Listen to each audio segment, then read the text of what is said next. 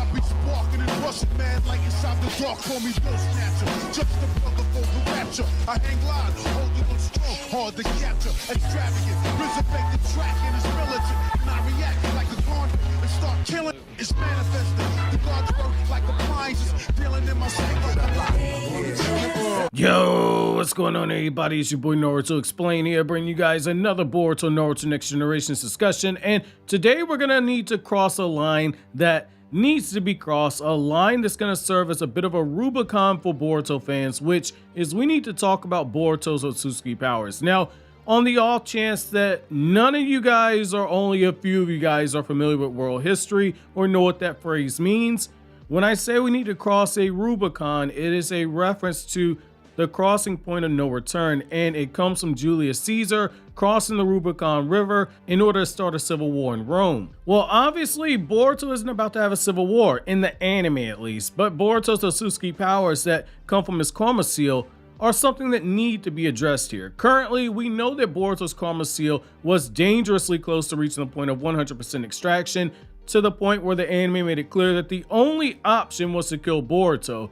And it was something that needed to be considered, because if Boruto hit 100% extraction, Momoshiki could trigger the Otsutsuki resurrection that comes when the karma hits 100%, because it is an absolute certainty, it's an absolute rule that nobody can get around.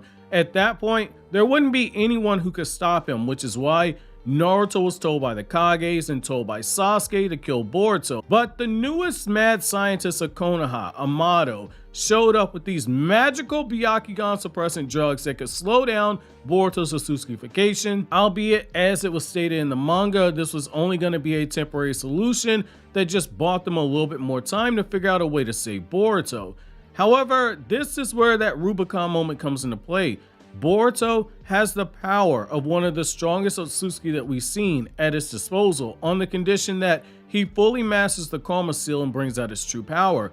The temptation to use that power is going to be too great, especially now that Sasuke's rinnegan went poke poke and Kurama went smoke smoke. The world is in need of a new hero now more than ever before, because Naruto and Sasuke are being forced into the role of Tsunade and Jiraiya respectively, where they have to bet on the next generation's potential to handle the threats that are looming in the future that they won't be able to handle themselves. In a clever way, Boruto almost mirrors his father, and Naruto mirrors that of Tsunade. Tsunade took over the village during a time of crisis. Her village was rebuilding, she needed to form alliances, show a sign of strength to other nations, and there are multiple threats beyond Orochimaru in the form of the Akatsuki that she needed to deal with, and she had to place her bet on the new generation's insane potential to handle it. Naruto has to show strength in the face of the other Kages now that he's lost Kurama.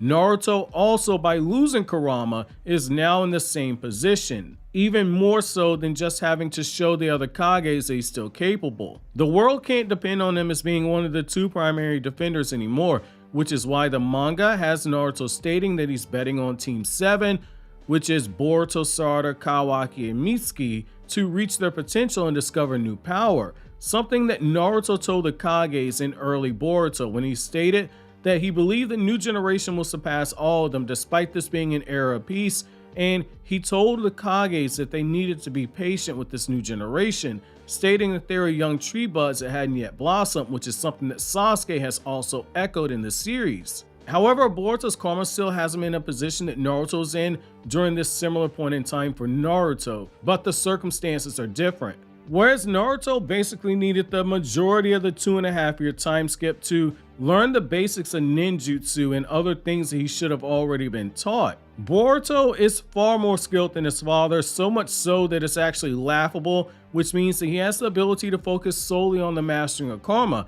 However, this is where that forbidden power comes into play, and why Boruto's words in chapter 1 of the series is so important to keep in mind, because Boruto's words are directly tied into his power with the Karma Seal, except at the time we couldn't see it because we had the lack of intel. In chapter 1, Boruto is very specific in his wording. He said that this isn't the story of the boy who wants to be Hokage. That story is over. That was my dad's story. This is my story. Since I'm the Hokage's son, I can't help that my dad is involved in my story, but this is still my story. except at the start, it's the story of me and my dad, but nonetheless, this is my story. And it's a line where he says that he can't help that his dad is involved in his story that's the cog for all of this. Just as Naruto is faced with the daunting challenge of using and mastering power that was beyond his comprehension at the time, the power of the nine-tailed fox, Boruto now has to master the power of the Otsutsuki, and for all the training that Kawaki had when it came to using the karma, we now know that there are aspects of karma that not even Kawaki was aware of, which sets up another parallel between father and son that will go the route of all the others that we've seen before when it comes to Naruto and Boruto, where the parallel is clearly there, and we see Boruto ultimately go a different path to reach a similar result, or in some cases an even better result than his father. Naruto leaned into the power of the kyuubi early on out of an emotional desire, at times losing himself once emotion overcame reason. It was a forbidden power, forbidden in symbolism due to Naruto's lack of control over it and the high percentage that someone could be killed or seriously injured. Boruto now has the power of karma, and we now know that there are other side effects that the anime has not yet showed us that comes from relying on this power. Even after the manga's latest attempt, in my opinion, that was meant to overcome this drawback, power such as this almost always comes at a cost in literature. There are stakes for it, even if we don't see it right away, which is the case here in my opinion. Boruto runs the risk of focusing on the mastery of karma and overlooking his own natural training as a shinobi, because mastery of karma offers the biggest and fastest path to his goal, which is to be able to support the Hokage from the shadows, which is also something that goes back to what Masashi Kishimoto initially described Boruto as during the promo run of Boruto Naruto the movie. He said that Boruto is the type of character who is tempted to find shortcuts, exploit the shortcut, and due to that tendency, he tends to overlook things that he might have learned if he slowed down and took his time.